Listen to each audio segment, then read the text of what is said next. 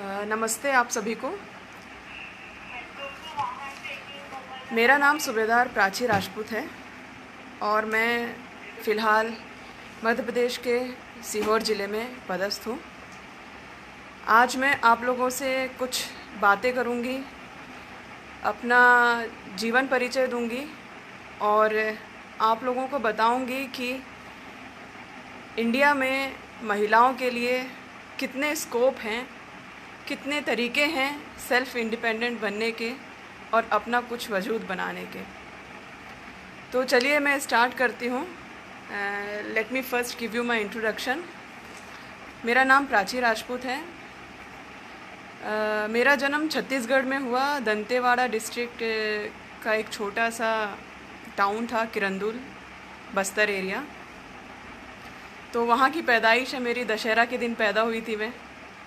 घर वाले रावण रावण कह के चिढ़ाते। उस समय अनडिवाइडेड एमपी था। फिर 2000 में जब एमपी डिवाइड हुआ तो मेरे पिताजी को चांस मिला कि छत्तीसगढ़ में रहना है कि एमपी में रहना है, क्योंकि मेरे पापा भी गवर्नमेंट ऑफिसर हैं। मेरे पापा का नाम डॉक्टर लालचंद राजपूत है और वो अभी सिरोंज तहसील विदिशा डिस्ट्रिक्ट में गवर्नमेंट कॉलेज के प्रिंसिपल इंचार्ज हैं। तो पापा प्रिंसिपल हैं मेरे, तो हमेशा से वही स्टडी वाला माहौल रहा है घर पर। 2000 में जब एमपी डिवाइड हुआ तो हम सिरोंज तहसील में आए। तब मैं 6th क्लास में थी। वहीं से मेरी पूरी पढ़ाई शुरू हुई। नॉर्मल एमपी बोर्ड स्कूल से पढ़ी हूँ मैं। नाम का इंग्लिश मीडियम था पर सब हिंदी में ही बात करते थे, टीचर्स भी बच्चे भी। और सरकारी कॉलेज से ही मैं पढ़ी हूँ। मैंने अपना ग्रेजुएशन किया है और अच्छे परसेंटेज पे, मैं अच्छे ग्रेड पे पास हुई हूँ। मैं सरकारी कॉलेज से पढ़ी हूँ। और मैं बताना चाहूँगी कि मैंने ग्रेजुएशन किया है बीएससी, प्लेन बीएससी किया है मैंने, ऐसा कुछ नहीं है। नॉर्मल वो बॉटनी, जूलॉजी, फ़िज़िक्स यही सब था मेरा। फिर जब मैंने ग्रेजुएशन किया, मैं पढ़ाई में बहुत अच्छी थी, हमेशा से रैंक होल्डर रही हूँ और बिल्कुल किताबी कीड़ा टाइप जो नॉर्मली गर्ल्स रहती हैं। बचपन में लड़कियां बहुत पढ़ती हैं, लड़कियां बहुत सिंसियर होती हैं। आपने देखा भी होगा 10th और 12th में लड़कियां ही छक्के मारती हैं। तो मैं काफ़ी स्टूडियस लड़की थी। तो मेरी इच्छा हुई बाहर जाने की, बड़े शहर में पढ़ने की। सबकी इच्छा होती है जब अपन बड़े हो जाते हैं। तो मैंने ज़िद करा और भोपाल आई मैं। भोपाल में बरकतुल्लाह यूनिवर्सिटी से मैंने एमएससी किया। मेरा डेजर्टेशन गोल्ड फिश पे था, एक्वाकल्चर डिपार्टमेंट था। बरकतुल्लाह का सबसे बड़ा डिपार्टमेंट हमारा ही था। और मॉलिक्यूलर बायोलॉजी से मैंने स्पेशलाइजेशन किया था। क्योंकि पढ़ाई में अच्छी थी इसीलिए एमपीपीएससी की कोचिंग भी लगाई थी मैंने। एमपी नगर में कोचिंग थी मेरी, तो मैं कोचिंग भी जाती थी और साथ में एमएससी भी करती थी। और मैं बहुत सारे एग्ज़ाम्स भी दे रही थी, गवर्नमेंट एग्ज़ाम्स, पर कोई एग्ज़ाम निकल नहीं रहा था। तो काफ़ी फ्रस्ट्रेट थी मैं बताना चाहूँगी ये सारे यूथ के लिए है।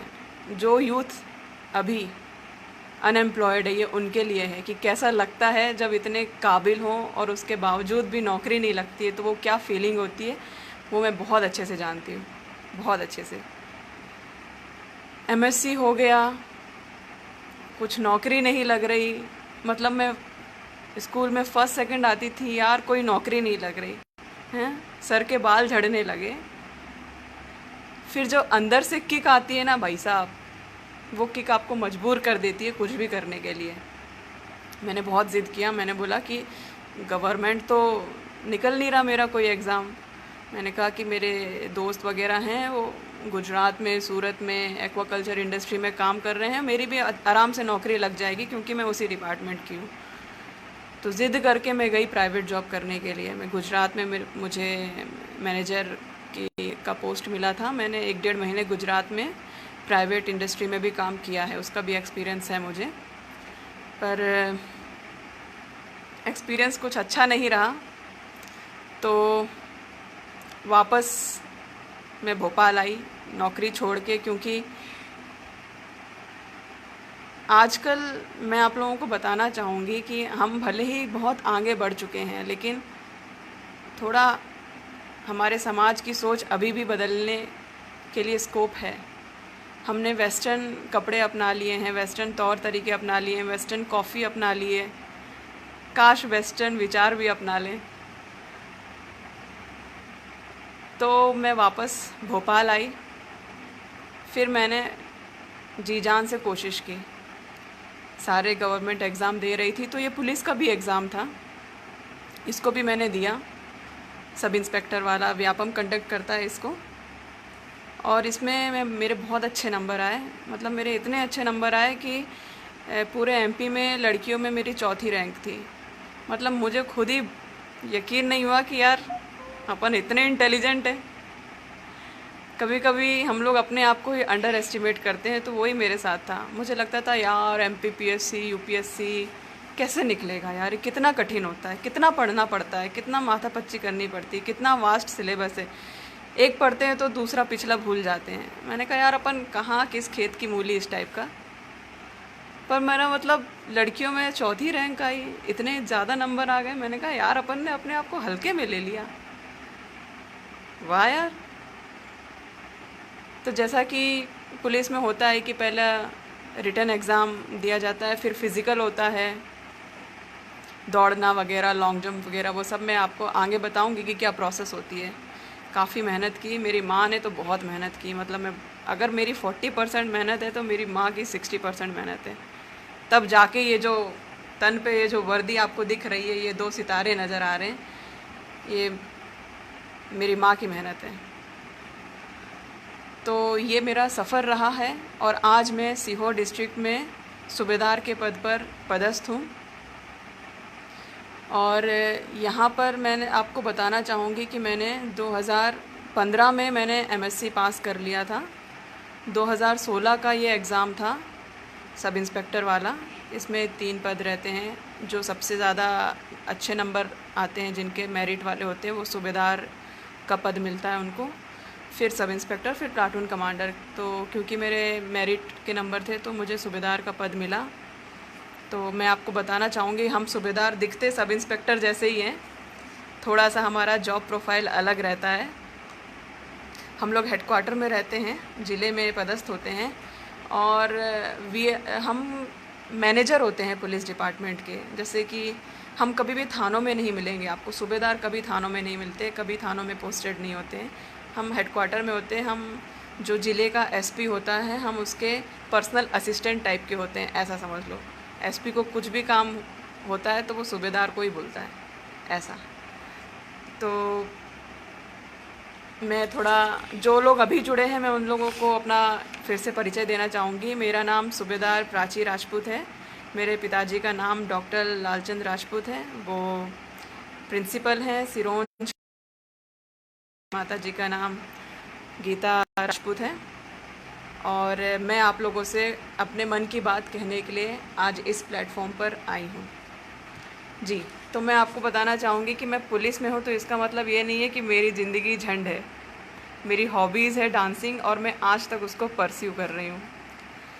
और आप लोगों को बहुत सारा स्टीरियोटाइप भी होगा, कुछ धारणा होंगी, अरे पुलिस में है लड़की। हमारे समाज में जैसे कि होता भी है कि लड़कियों को ज़्यादा पुलिस में या डिफेंस में जाने के लिए नहीं देते हैं, क्योंकि कुछ धारणाएं होती हैं, कुछ इनसिक्योरिटीज़ होती हैं, माँ बाप को लगता है कि सेफ़ नहीं है कि क्या। तो मैं बताना चाहूँगी कि मैंने 2016 का एग्ज़ाम दिया था, 17 की ट्रेनिंग हुई मेरी सागर में, 18 से पोस्टिंग है मेरी सीहोर में, 2020 चल रहा है, 2 साल हो गया मुझे फील्ड में।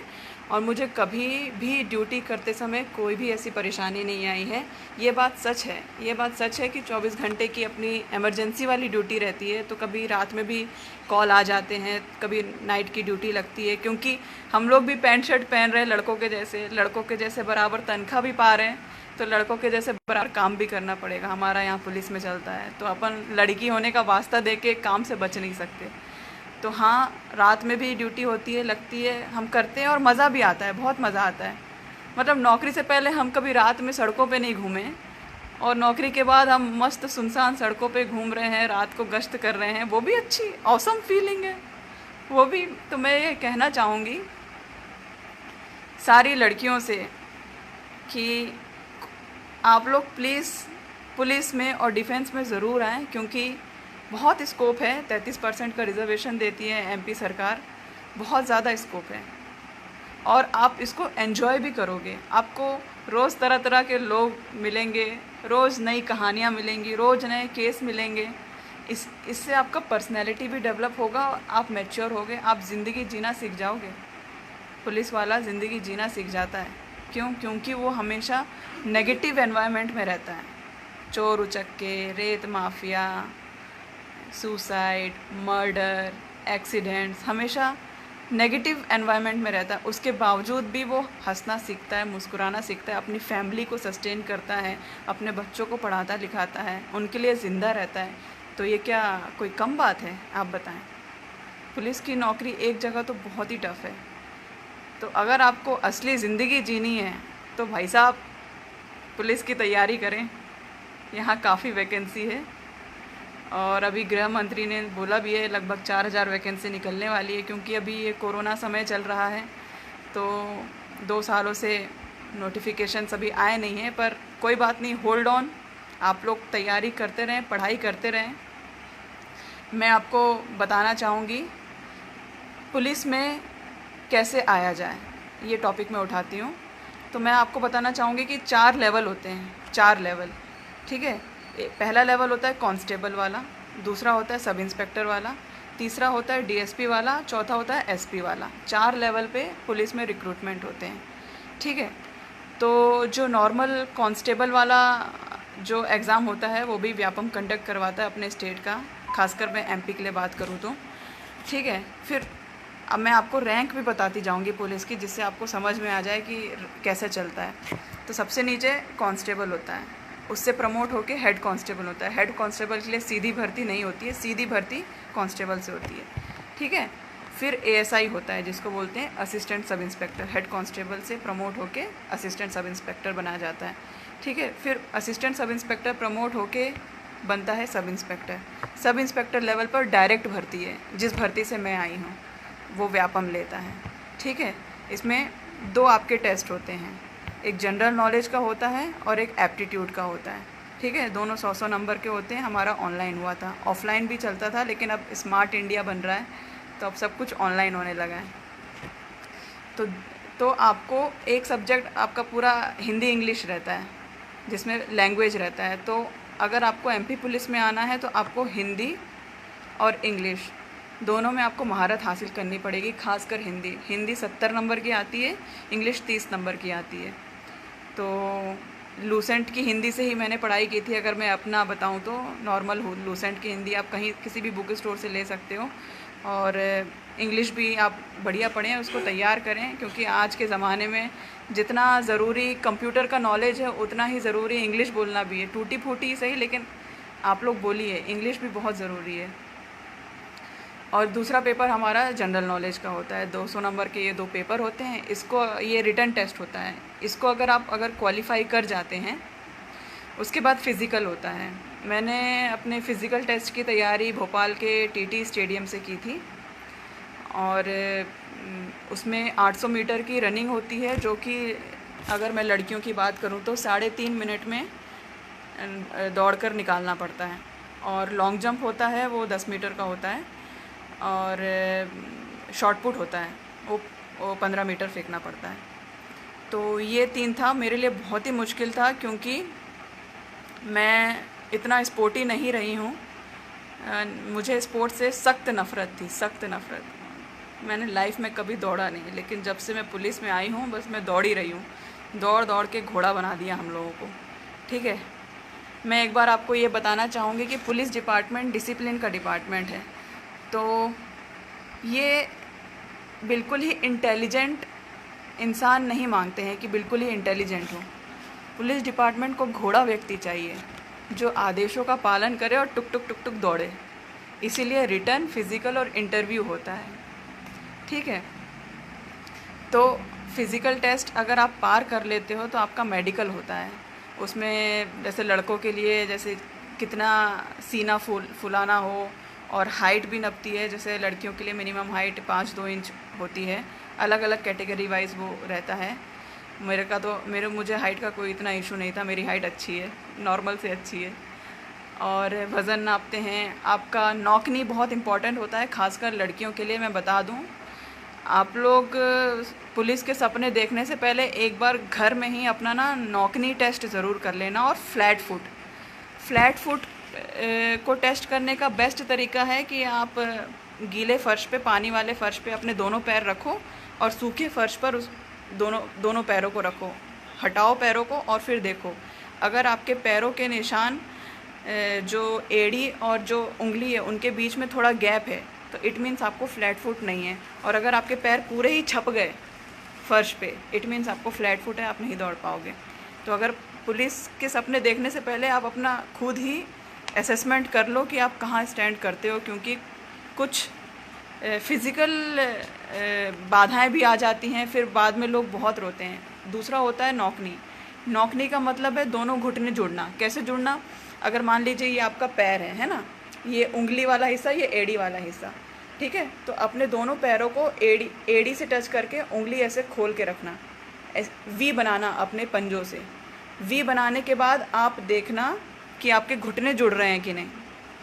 अगर आपके घुटने जुड़ रहे हैं तो भाई साहब आप नहीं दौड़ पाओगे, आप कुछ नहीं हो सकता। इसको बोलते हैं नौकनी, ठीक है। तो आप अपना नौकनी भी देख लेना। बहुत सारे बच्चे एग्ज़ाम देते हैं, फ़िज़िकल देते हैं और फिर मेडिकल में आउट हो जाते हैं फ्लैट फुट और नौकनी की वजह से। लड़कियों का नौकनी ज़्यादा होता है, तो ये आप लोग इस बात का ज़रूर ध्यान रखिएगा नौकनी का, ठीक है। उसके बाद इंटरव्यू होता है, वो 10 नंबर का होता है। उसमें पैनल बैठता है, 3 पैनल होते हैं। वो आपसे पूछेंगे वही पुलिस में क्यों आना चाहते हो, वही, और आपका जनरल इंट्रोडक्शन, आपकी हॉबीज़। तो भैया रट के मत जाना, जो जेन्युइन हो वही बताना। जैसे कि मैं बताऊँ, मेरी हॉबीज़ डांसिंग है तो मैंने डांसिंग ही बताई थी। तो फिर वो बोले भी कि पुलिस में आके कैसे परस्यू करोगे, तो मैंने बोल दिया भैया डांसिंग तो स्ट्रेस बस्टर का काम करता है। और सीरियसली जिसको डांसिंग पसंद है या गाना पसंद है या ऐसी भी कोई रिक्रिएशनल एक्टिविटी हो, पेंटिंग वगैरह हो, जो स्केचिंग करता हो, जो ऐसे व्यक्ति अगर जो स्ट्रेस में होते हैं ना तो वो यही करते हैं। डांस करने वाले डांस करते हैं, म्यूज़िक गाने वाले गाना गाते हैं। मैं बताना चाहूँगी कि मैं जब मेरी ये जो पुलिस में आने का ये जो सफ़र है, ये मेरी माँ नहीं होती तो मैं आज आ ही नहीं पाती। मदर का बहुत इम्पोर्टेंट रोल रहा है मेरा कैरेक्टर बिल्डअप करने में। सही बताऊँ, मतलब हम दौड़ कर आते थे, सुबह शाम दौड़ते थे और वही गर्म पानी में पैर डाल के अपना रखना, पैर सूज जाते थे, ये सारी चीज़ें। तो पेरेंट्स का बहुत बड़ा रोल रहा है मेरी लाइफ में। मैं भी आप लोगों से यही दरख्वास्त करूँगी कि आप लोग, क्योंकि हमारी जो जनरेशन ये most of the time mobile पे ही लगी रहती है, तो मैं आप लोगों से ये दरख्वास्त करूँगी कि थोड़ा सा टाइम निकाल के अपने माँ बाप के साथ बैठें। वैसे भी कोरोना काल चल रहा है, अच्छा अपना कम्युनिकेशन करें, अपने दिल की बात अपने पेरेंट्स को बताएं और पेरेंट्स से भी उनकी दिल की बात पूछें कि वो हमसे क्या एक्सपेक्ट करते हैं। यार मैं आपको बताऊं, माँ बाप बस यही चाहते हैं कि उनका बच्चा कुछ बन जाए, कुछ कर जाए, इंडिपेंडेंट हो जाए, लड़का हो चाहे लड़की हो। खासकर लड़कियों से मैं बोलना चाहूँगी, आप लोग फाइनेंशियल इंडिपेंडेंट ज़रूर होइए, किसी पे डिपेंडेंट मत होइए। शादी से पहले कुछ ना कुछ जॉब ज़रूर करिए, भले ही सैलरी कितनी भी हो।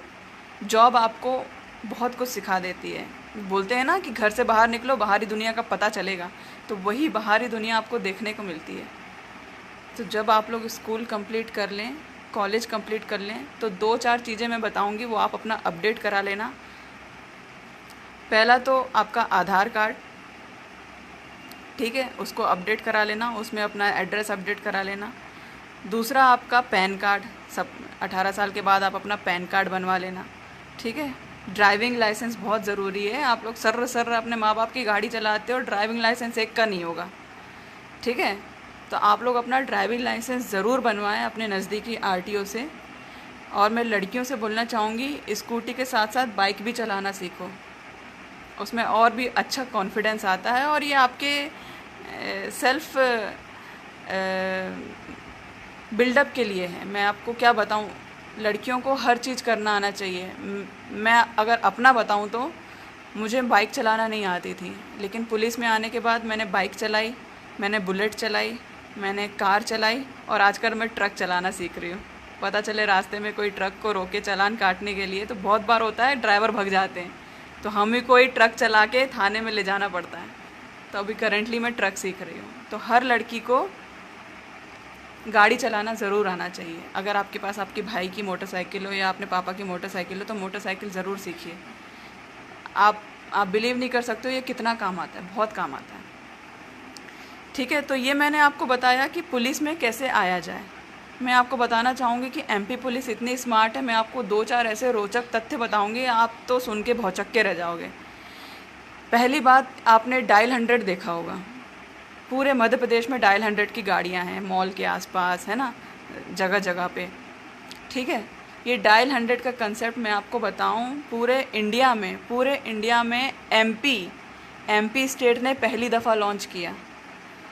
आपने अगर हॉलीवुड की मूवीज़ देखी हो तो उसमें 911 चलता है ना, अमेरिका में 911 चलता है। अगर आप 911 कॉल करो तो तुरंत गाड़ियाँ आ जाती हैं। तो वही कंसेप्ट हमने यहाँ मध्य प्रदेश में पहली बार लेकर आए थे। और 100 नंबर अपन दबाते तो पुलिस का आता है, तो वही डायल 100 कंसेप्ट हम मध्य प्रदेश में पूरे इंडिया में पहली बार लेकर आए थे। फिर हमको ही देखकर यूपी पुलिस ने अपना डायल 100 लॉन्च किया था और बाकी लोग। और आप बिलीव नहीं करोगे, वो अंग्रेज़ जिनके हम कभी गुलाम हुआ करते थे, वो ब्रिटिशर्स, ब्रिटेन के लोग आए थे एमपी में रिसर्च करने के लिए कि ये आपका डायल 100 कंसेप्ट क्या है।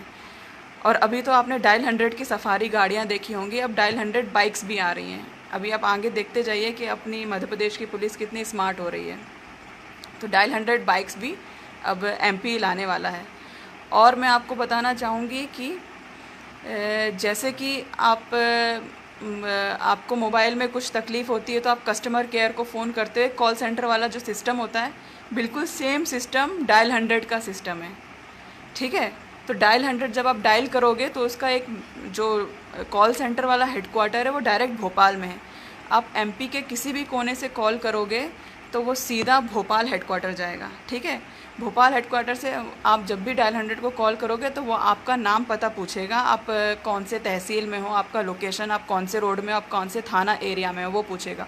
वो पूछने के बाद वो वहीं से आपकी कॉल को उस पर्टिकुलर एरिया के डायल 100 को फॉरवर्ड करता है, उनको इवेंट मिलता है और इससे 10 मिनट में गाड़ी आपके इवेंट तक पहुंच जाती है। मैंने 2 दफ़ा डायल 100 का इस्तेमाल किया है। जब हाईवे पे एक बार एक्सीडेंट हो गया था तो मैंने खुद डायल 100 कॉल किया था, 2 मिनट में गाड़ियाँ आ जाती हैं। ये जो पद्धति है पहली बार एमपी पुलिस लेकर आई थी और इसको पूरे देश ने फॉलो किया। दूसरा मैं बताना चाहूँगी आपको, अगर आपको बहुत आलस आ रहा है कंप्लेंट करने में, है ना, शिकायतें होती हैं, खासकर हम जैसे यूथ जो मोबाइल से ही सारे बिल पेमेंट कर देते हैं, ठीक है, डीटीएच का रिचार्ज कर देते हैं, मोबाइल पेमेंट कर देते हैं, तो भाई साहब आपके लिए ख़ास एक्सक्लूसिव मोबाइल पे ही आपकी शिकायत भी दर्ज हो जाएगी, आपकी एफआईआर भी दर्ज हो जाएगी। एमपी पुलिस ने एक मोबाइल एप्लीकेशन लॉन्च किया है जिसका नाम है एमपी ई-कॉप।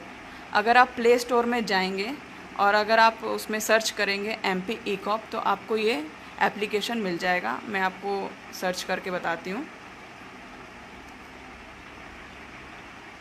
इसके बहुत सारे फ़ायदे हैं, ये हिंदी में है, अगर आप देख सकते हो तो। ये एमपी ई-कॉप का ऑफिशियल एप्लीकेशन है। अगर आप इस पे जाएंगे, इसको आप प्ले स्टोर से डाउनलोड कर सकते हो और डाउनलोड करने के बाद ऐसा आइकन आ जाएगा इस तरीके का, ये एमपी पुलिस का लोगो है। फिर इस पर आप अगर क्लिक करेंगे, क्लिक करने पर इस तरीके से ये एप्लीकेशन खुलता है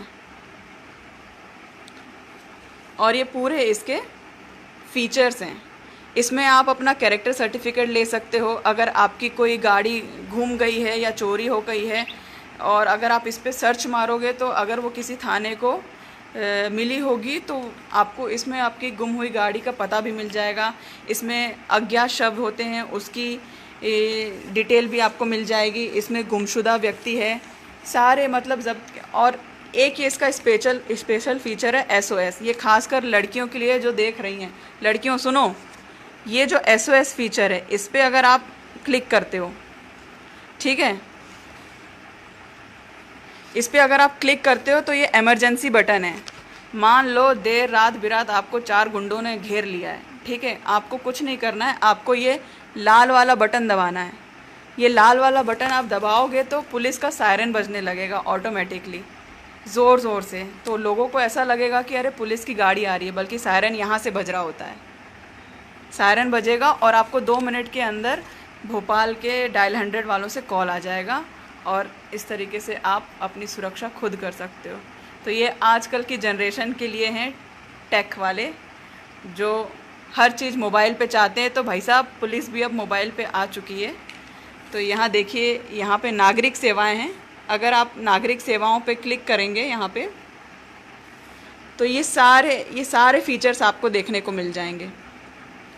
ये FIR है, आप FIR भी कर सकते हो, अपनी शिकायत दर्ज कर सकते हो, गिरफ्तार व्यक्ति के बारे में आप जान सकते हो, सफलता की कहानियाँ, मोटिवेशनल कहानियाँ, MP का रिक्रूटमेंट, कब कौन सा रिक्रूटमेंट आएगा, सारे टेंडर, सारी हेल्पलाइन। आपको MP के किसी भी ऑफिसर का हेल्पलाइन नंबर चाहिए है, कॉन्टैक्ट नंबर चाहिए, तो आप इस एप्लीकेशन से आप सब पता कर सकते हो। आपको A to Z सारी इन्फॉर्मेशन मिल जाएगी। ठीक है, तो ये तो रहा हमारी स्मार्ट पुलिसिंग के बारे में जनरल इंट्रोडक्शन देना।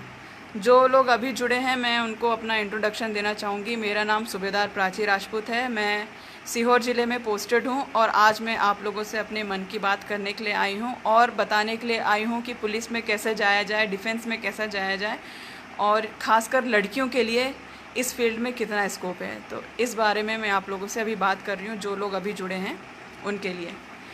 मैंने आपको पुलिस के बारे में तो बता ही दिया है, अब मैं आपको डिफेंस के बारे में बताऊंगी। तो डिफेंस, जैसा कि आप लोग जानते ही हो कि आर्मी, नेवी और एयरफोर्स है। ठीक है, तो डिफेंस का एग्ज़ाम अपना, ये जो NDA का एग्ज़ाम होता है, नेशनल डिफेंस एकेडमी, NDA का एग्ज़ाम अपना UPSC कंडक्ट करवाता है। ठीक है, तो UPSC NDA का एग्ज़ाम कन्वर्ट करवाता है। ये तीनों के लिए होता है, आर्मी के लिए, नेवी के लिए, एयरफोर्स के लिए। एक बात मैं आप लोगों को क्लियरली बता दूं कि नेवी और एयरफोर्स के लिए आपका मैथ्स और फिज़िक्स सब्जेक्ट होना ज़रूरी है। तो जो बायो वाले हैं मेरे जैसे, तो उनके लिए बस आर्मी ही बचता है। ठीक है, अगर आपको नेवी में और एयरफोर्स में जाना है तो आपको मैथ्स और फिज़िक्स, ये दोनों सब्जेक्ट कंपलसरी मांगता ही है। और अगर आपके पास ये सब्जेक्ट नहीं है, आपने ये सब्जेक्ट नहीं लिया है, तो सिर्फ आर्मी ही बचता है आपके लिए। ठीक है, तो ये पॉइंट अपना क्लियर हो गया, मैंडेटरी है। ठीक है, ये 2 मीडियम में होता है, हिंदी में भी होता है, इंग्लिश में भी होता है ये एग्ज़ाम। ठीक है, और ये एग्ज़ाम साल में 2 बार होते हैं। तो जो भी डिफेंस में जाना चाहते हैं तो ये बात मेरी नोट कर लें, ये एग्ज़ाम साल में 2 बार होते हैं। ठीक है, एक बार नोटिफिकेशन आता है और दूसरी दफ़ा अगस्त सितंबर में आता है। तो ये आपको चेक करना पड़ेगा टाइम टू टाइम। जो इसकी गवर्नमेंट की ऑफिशियल वेबसाइट है, उस पर आपको रिक्रूटमेंट प्रोसेस का पूरा नोटिफिकेशन मिल जाएगा। एक बात मैं आपको बता दूं कि आर्मी में एंट्रेंस के लिए जो मिनिमम एज है वो 16.5 साल है और मैक्सिमम एज है 19.5 साल। तो ये उन बच्चों के लिए है जो 11th-12th कर रहे हैं, क्योंकि इसमें क्वालिफ़िकेशन 10+2 पास ही मांगता है बस। ठीक है, और सबसे मेन जो क्राइटेरिया है वो अनमैरिड। भाई साहब शादी नहीं होना, अनमैरिड लड़के लड़कियां चाहिए इनको।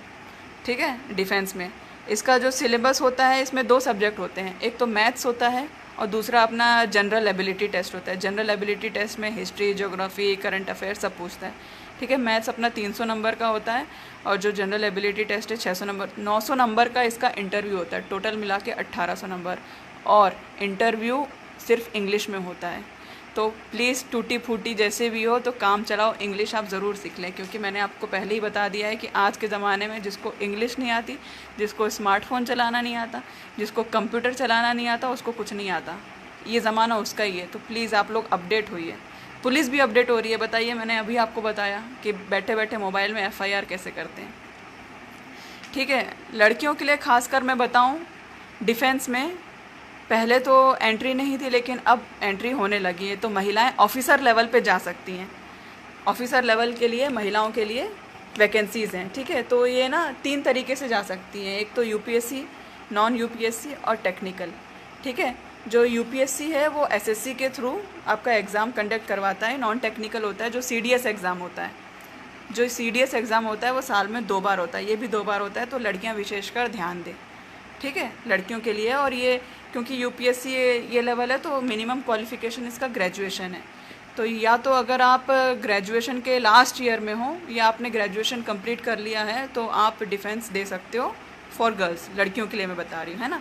यूपीएससी या सीडीएस एग्ज़ाम के थ्रू अपना आर्मी वाला रहता है। नॉन यूपीएससी बोले तो नॉन यूपीएससी कैसे है? नॉन यूपीएससी बोले तो एनसीसी, जिन लोगों ने एनसीसी किया हो तो वो जानते होंगे, एटलीस्ट मिनिमम सी सर्टिफिकेट होना चाहिए एनसीसी का। एनसीसी के थ्रू भी स्पेशल कोटा लेके आप लोग आराम से डिफेंस में जा सकते हो। और दूसरा जैग होता है, जज एडवोकेट जनरल, ये लॉ स्टूडेंट्स के लिए होता है। तो जो लड़कियां लॉ कर रही हैं तो उनके लिए भी अलग से कुछ पोस्ट निकलती है एक्सक्लूसिव, तो वो लड़कियों के लिए। इनमें लड़कियों की मैक्सिमम एज 27 साल है। 27 साल के बाद आप एलिजिबल नहीं हो पाते हो, तो 27 साल तक आप ट्राई कर सकते हो डिफेंस में, ठीक है। तीसरा होता है टेक्निकल। टेक्निकल नाम से ही समझ में आ रहा है इंजीनियर लोगों के लिए, ठीक है। तो ये एसएससी ही कंडक्ट करवाता है, ठीक है। इसमें भी लड़कियों को सिंगल होना मांगता है कि आप लोग अनमैरिड हों, तो अनमैरिड ही क्वालिफाइड होंगी। जो मैरिड है तो वो इसको फाइट नहीं कर सकते हैं। तो ये कुंवारी लड़कियों के लिए, कुंवारी लड़कियां जो डिफेंस में जाना चाहती हैं तो वो इन 3 तरीक़ों से आर्मी, नेवी और एयरफोर्स में जा सकती हैं। एसएससी कंडक्ट करवाता है इसको। और इंजीनियर गर्ल्स के लिए होता है। मैक्सिमम एज मैंने बताया 27 साल, ठीक है। उसके बाद आप डिफेंस में नहीं हो रहा तो पुलिस में आ जाना, पुलिस में मैं बता दूँगी। जब से मैं पुलिस में आई हूँ तो मुझे बहुत तरह तरह के काम करने को मिले हैं। जैसे कि अगर कोई जानता हो आष्टा तहसील, तो सीहोर में एक आष्टा तहसील है, तो वहाँ पे मैंने 6 महीने ट्रैफिक में काम किया है। काफ़ी अच्छा काम किया था मैंने। कोई आष्टा वाला होगा तो उसको मालूम होगा, सूबेदार प्राची राजपूत वाइट कलर की बुलेट चलाती थी वहाँ पे। और वहाँ पे मैंने वहाँ की महिलाओं को काफ़ी मोटिवेट किया, और वहाँ की महिलाएं भी काफ़ी शिक्षित और अवेयर थीं आज के ज़माने को लेके। तो 6 महीने मैंने आष्टा ट्रैफिक को दिए। ट्रैफिक में मुझे बहुत कुछ सीखने को मिला। 2-4 बातें मैं आपको बताना चाहूँगी। पहली बात, जब भी आप लोग रास्ते से गुज़रें, मैं ये नहीं बोलूँगी कि ईयरफोन हटा दो ये वो, जब भी आप लोग रास्ते से गुज़रें आपको आती जाती गाड़ियों को नहीं देखना है, उनकी नंबर प्लेट देखना है, उनकी नंबर प्लेट देखना है। ये आदत आप डाल लो। मैं ये आदत इसलिए बता रही हूँ क्योंकि नॉर्मली कभी भी रोड पे एक्सीडेंट होता है तो पुलिस आती है, पूछती है कि भाई साहब हाँ ठीक है, कौन सी गाड़ी टक्कर मार के गई, ठीक है। तो आप लोग क्या बताते हो? हाँ हाँ वो सफ़ेद रंग की कार थी, बस इतना ही बता पाते हो। वो छोटी कार थी, बड़ी कार थी, बस इतना ही बता पाते हो। तो मैं, जितने भी लोग मुझे देख रहे हैं, तो मैं उनसे दरख्वास्त करूँगी, तो प्लीज़ आप लोग बाइक्स, स्कूटीज़ और कार्स के बारे में थोड़ा जनरल नॉलेज रखें कि कौन से कंपनी की कौन सी कार है, कौन सी बाइक है। और आप लोग नंबर प्लेट देखने की आदत ज़रूर डालें, ये बहुत हेल्प करता है। तो मैं आपको बताना चाहूँगी कि नंबर प्लेट बनती कैसे है। शुरू के जो 2 अक्षर होते हैं वो आपका स्टेट दर्शाता है। आप अपनी खुद गाड़ी को चेक करो, आपकी गाड़ी में शुरू में MP लिखा हो, UP लिखा हो, तो समझ में आ जाएगा कि किस स्टेट की गाड़ी है, ठीक है। उसके बाद 04, 05, 09, 37, 40, 05, ये सब, ये इसके बाद 2 नंबर्स होते हैं। ये बताता है कि कौन से ज़िले की गाड़ी है, कौन सा डिस्ट्रिक्ट है, ठीक है। नंबर प्लेट को मैं डिकोड करके बता रही हूँ कि नंबर प्लेट अपने आप में एक एड्रेस है, अपने आप में। पहला आपको स्टेट बताता है, 2 अल्फ़ाबेट, उसके बाद के जो 2 डिजिट हैं वो आपको बताते हैं कि वो गाड़ी किस डिस्ट्रिक्ट की है, ठीक है। उसके बाद के जो 2 डिजिट हैं वो बताते हैं गाड़ी का टाइप क्या है। आप अभी अगर अपनी बाइक को जाके देखना, आपकी बाइक में MK, MC, MY, DM है ना, QC, अगर इस तरीके के नंबर होंगे ज़िले के कोड के बाद, तो मतलब क्या है, वो मोटरसाइकिल है। स्कूटी के नंबर में SW, SQ, SO, तो उससे समझ में आ जाता है S फॉर स्कूटी। जिसके पास कार हो अपनी नंबर प्लेट जाके देखना, CW, CS, CA, CC, इसका मतलब क्या है कि वो गाड़ी कार है। उसके बाद के बचे 4 डिजिट, बस आपको 4 डिजिट याद रखना है। अगर आप ये नंबर प्लेट देखने की आदत आप नॉर्मल वे में आप अपने बच्चों को सिखा सकते हो। आप कभी दूर ट्रैवलिंग में जाओ, अपने मामा के घर जाओ, चाचा के घर जाओ, दादा दादी के घर जाओ, खेल खेल में आप अपने बच्चों से बोलो कि रास्ते में कौन कितनी नंबर प्लेट याद रख सकता है। देखो बच्चे लोग क्या धड़ाधड़ नंबर प्लेट याद करके एक नज़र में देखकर बता देंगे। आपको पूरा डिकोड करके बता दिया मैंने कि नंबर प्लेट से आप कैसे किसी बंदे की वाट लगा सकते हो, है ना। जिसकी प्राइवेट गाड़ी होती है तो उसका जो नंबर प्लेट होती है वो वाइट कलर की होती है, जो टैक्सी परमिट वाली होती है वो येलो कलर की होती है। तो ये सब कॉमन जानकारियाँ जो आपको स्कूल में बताने को नहीं मिलती है, जिस बात का मुझे बहुत दुख है, क्योंकि यही है बाहर की दुनिया भाई साहब, यही तो आपको जानना है। आपका खुद का अपना, सारी लड़कियों से मैं बोलना चाहूँगी, आपका खुद का अपना अकाउंट होना चाहिए बैंक में, आपका खुद का पैन कार्ड होना चाहिए, खुद का ड्राइविंग लाइसेंस होना चाहिए। ये आपकी पहचान है, प्लीज़ अपनी पहचान बनाएं। फलाने की बेटी, ढिकाने की बेटी, ढिकाने की बहन, ये आपकी पहचान नहीं है। आप, बात तो तब होगी जब आपके नाम से आपके माँ बाप को जाना जाए, बात तो तब है यार। और हम में ये ताकत है, हम अपने आप को अंडर एस्टिमेट करते हैं। मैंने आपको शुरुआत में ही बताया कि मैंने अपने आप को अंडर एस्टिमेट किया, और मेरे इस सब इंस्पेक्टर एग्ज़ाम में इतने अच्छे नंबर आए कि मैं सूबेदार बनी। 800 के 850 के बैच में सिर्फ 20 लड़कियां सूबेदार थी, जिसमें से मैं एक थी। जनरल की सीट लेकर आई मैंने जनरल में फ़ाइट किया है, मेरे पास ओबीसी का सर्टिफिकेट नहीं है, जनरल की सीट लेकर आई। और मेरा रिज़र्वेशन के लिए रवैया अलग है, मैं रिज़र्वेशन कोटा इतना मानती नहीं हूँ, तो मैंने जनरल से ही फ़ाइट किया और जनरल की सीट में बैठी, जनरल की सीट ली है मैंने। और अभी भी मैं निरंतर तैयारी कर रही हूँ, मैं अभी भी पीएससी देती हूँ, मैं फ़ेल होती हूँ, मैं फिर देती हूँ, मैं फिर फ़ेल होती हूँ। 2-3 बार पीएससी दिया, मेरा नहीं निकला, तो क्या होता भाई साहब, तो क्या होता। फिर पीएससी आएगी, मैं फिर दूंगी, देती रहूँगी, जब तक। निरंतर आगे बढ़ते रहना है, निरंतर आगे बढ़ते रहना है, ये मूल मंत्र है। आप ही अपना कंपटीशन हो, आप दूसरों को देख के मत चलो, आप खुद में झांक के देखो कि मैंने आज तक क्या किया। अपने आप को शीशे में देखो मैंने आज तक क्या किया, आप किस लिए आए हो। थोड़ा आत्ममंथन करो भैया, लॉकडाउन का समय चल रहा है, आत्ममंथन करो अपने बारे में। किसी की कोई भी क्वेरीज़ हो तो वो मुझे आप मैसेज कर सकते हो, मैं देख सकती हूँ लोगों के मैसेज। कोई भी डाउट हो, क्वेश्चन हो, तो आप लोग प्लीज़ मुझसे पूछ सकते हैं, मैं रूबरू होके आपसे ज़रूर आपको मैं आपकी क्वेरीज़ का जवाब दूंगी। और मैं आपको बताना चाहती हूँ एक कंसेप्ट के बारे में। जब 2012 में निर्भया केस हुआ था, दिल्ली का केस हुआ था, सब जानते हैं, पूरे देश जानता है, दुनिया जानता है। उसके बाद पुलिस में बहुत बदलाव हुए पुलिस में, जिसमें से एक था निर्भया प्रोजेक्ट। ठीक है, तो निर्भया प्रोजेक्ट में क्या है, सभी डिस्ट्रिक्ट में एसपी की ये जिम्मेदारी है कि जितनी भी school going girls, college going girls और जो कोचिंग गोइंग गर्ल्स हैं, उनकी सुरक्षा के लिए आप क्या कदम उठाते हो। ठीक है, तो उसके लिए एक अलग से टीम बनती है, उसमें एक सब इंस्पेक्टर लेवल की एक महिला अधिकारी होती है, उनके साथ कांस्टेबल होती है। तो निर्भया मोबाइल चलने लगी, अगर जो कुछ जानकार लोग होंगे उनको मालूम होगा, उनके डिस्ट्रिक्ट में निर्भया मोबाइल, एक पुलिस की मोबाइल चलती है जो स्कूल कॉलेज जाके भ्रमण करती है और बच्चियों को उनके राइट्स के बारे में बताती है और उनको बताती है कि मनचले लड़कों से कैसे बचा जाए। ठीक है, तो जब मैं इस डिस्ट्रिक्ट में आई थी तो मुझे आस्टर ट्रैफिक मिला। आस्टर ट्रैफिक में काम करने के दौरान मैं सोशल एक्टिविटीज़ में भी काफ़ी इंक्लूडेड थी। तो ये चीज़ मेरे एसपी सर ने देखा और ये देखते हुए मुझे महिलाओं की सुरक्षा के लिए एक टीम का प्रभारी बनाया गया, जिसका नाम है शक्ति स्क्वाड। तो इस समय मैं शक्ति स्क्वाड प्रभारी हूँ सीहोर में। शक्ति स्क्वाड निर्भया मोबाइल का एडवांस्ड वर्जन है। जैसे निर्भया मोबाइल में एक लेडी ऑफिसर होती थी और उसके साथ एक फ़ीमेल कांस्टेबल होती थी, शक्ति स्क्वाड में पूरी एक फ़ीमेल गैंग है। ठीक है, मैं पूरा झुंड लेके चलती हूँ फ़ीमेल लेडी ऑफिसर्स का। ठीक है, मैं प्रभारी हूँ, एक 2 स्टार लेवल का प्रभारी रहता हूँ। मेरे साथ 10-12 अलग अलग थानों क्षेत्र से लेडी कांस्टेबल हैं और हम लोग बढ़िया झुंड में चलते हैं मस्त, और मनचले लड़कों की अकल ठिकाने लगाते हैं।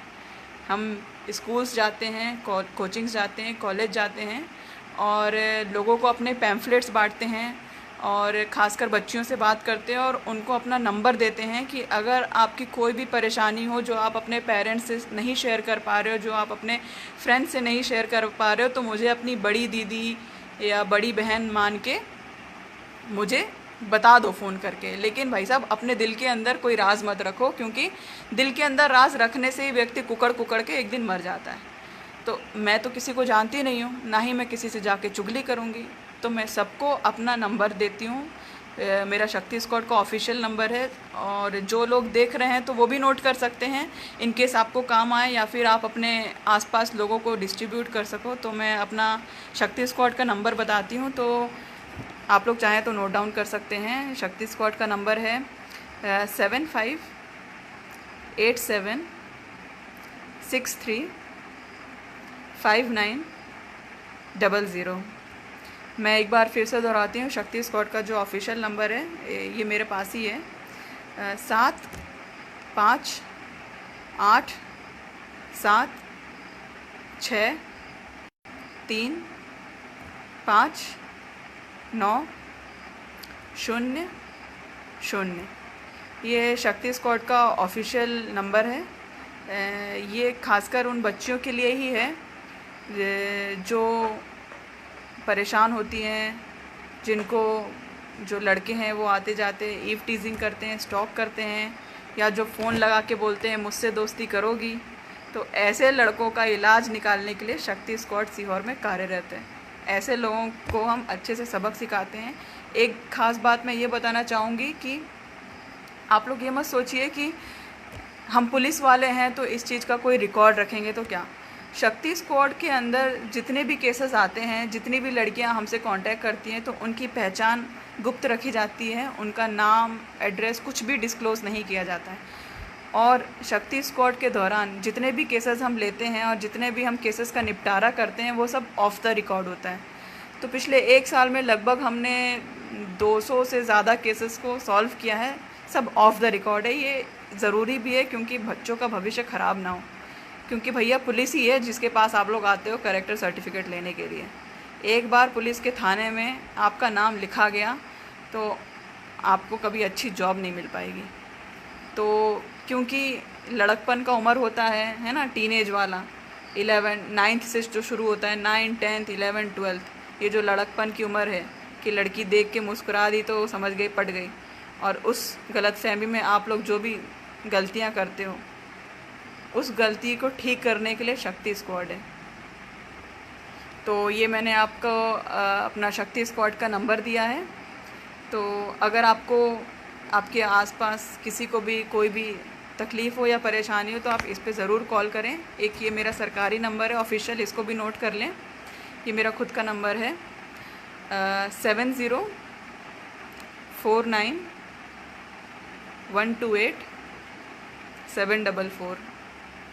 मैं एक बार फिर से दोहराती हूँ, 7049128744। तो ये मेरा पर्सनल नंबर है। आप चाहें तो आप मुझसे कांटेक्ट करके भी, खासकर जो यूथ है, मैं उससे बोलना चाहूँगी कि आप लोग बिल्कुल मेरे से काउंसलिंग ले सकते हो। मैं आपको बिल्कुल आपकी ही भाषा में समझाऊंगी कि क्या करना है, क्या नहीं करना है, कैसे आगे बढ़ना है। और ख़ासकर मैं लड़कियों को बोलना चाहूँगी कि बेशर्म होना सीखो। ठीक है, आप शर्माते रह जाओगे और दुनिया आगे बढ़ जाएगी। ठीक है, कुछ तो लोग कहेंगे, लोगों का काम है कहना। तो लोगों की बातों को एक कान से सुनो और दूसरे से निकालो। ये करना आपने सीख लिया ना तो आप बुलंदियाँ छू जाओगे। ठीक है, खासकर एमपी में, यूपी में, जो हमारे पिछड़े स्टेट, दिल्ली मुंबई की तो बात अलग है भाई साहब, वो तो सिटीज़ ही अलग हैं। ठीक है, लेकिन हम जो लड़कियां हैं जो एमपी में रह रही हैं, यूपी में रह रही हैं, 4 लोगों को देखना पड़ता है, सोसाइटी को देखना पड़ता है, माहौल को देखना पड़ता है ना। तो मैं उन्हीं लड़कियों से बोलना चाहूँगी कि बेशर्म बनो। बेशर्म नहीं बनोगे तो काम नहीं होने वाला। और आपकी सबसे बड़ी ताकत आपकी फैमिली है। अगर ये आपने पहचान लिया तो आप कुछ भी कर जाओगे। सबसे ज़्यादा ज़रूरी है कि आप अपने माँ बाप में इतना कॉन्फिडेंस हासिल कर लो कि अगर आप रात को 9 बजे भी आओ कहीं बाहर से तो माँ बाप को भरोसा रहे कि सही जगह से आई है, हमारी लड़की गलत नहीं है। इतना अगर कॉन्फिडेंस है माँ बाप में, आप प्राइम मिनिस्टर बन जाओगे। इंदिरा गांधी कहाँ लगी है, आप इंदिरा गांधी बन सकते हो। तो मैं तो लड़कियों से यही बोलूँगी कि सुनो सबकी, करो मन की। ये जो यूथ का जो स्लैंग है, सुनो सबकी, करो मन की। बेशर्म बनो, फाइनेंशियल इंडिपेंडेंट हो, ठीक है। जब बेरोज़गार रहोगे तो परिवार में कोई सुनेगा नहीं, आपकी बात की कोई अहमियत नहीं होगी, ठीक है। कोई बड़ा डिसीज़न लेना होगा तो आपको ऐसी साइड में ही कॉर्नर में पटक दिया जाएगा कि तुम कौन हो भैया, बेरोज़गार हो, हैं, उल्टा धरती के बोझ हो, हैं, तुम चुप रहो, हम अपना कर लेंगे, ठीक है।